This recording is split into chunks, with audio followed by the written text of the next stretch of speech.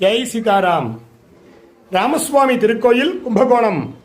நவராத்திரி மகோத்சவம் 7ஆம் திருநாள். சிவதனுர்பங்கம்.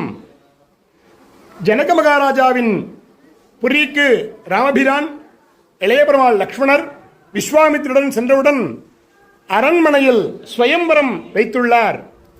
சிவதனுசு எனப்படும் ஒரு மகத்தான வில்லை ஜனக மகாராஜா சிவதனுசாக வைத்துள்ளார்.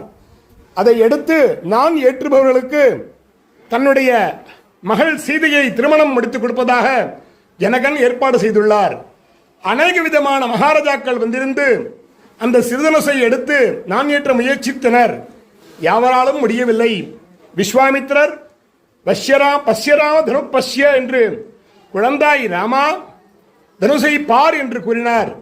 ராமன் சென்று தனுசை கையில் எடுத்தவுடன் கீழ் திருவடியில் ஒரு தனுசின் முனையும் மேல் திருவடி மேல் பக்கம் ஒரு தனுசின் இதுவும் உள்ளது. ராமன் தனுசை நான் ஏற்ற சென்றவுடன் இற்றது கேட்டனர், எடுத்தது கண்டனர் என்று அடுத்த நொடியில் சிவதனுசு பங்கமாகி அதை நான் ஏற்றுவதற்கு முன்பேகவே முறிந்து விட்டது. சீதாதேவி ரெடியாக மாலையை வைத்துள்ளார். ராமன் கல்யாணம் என்பது இப்பொழுது கிடையாது.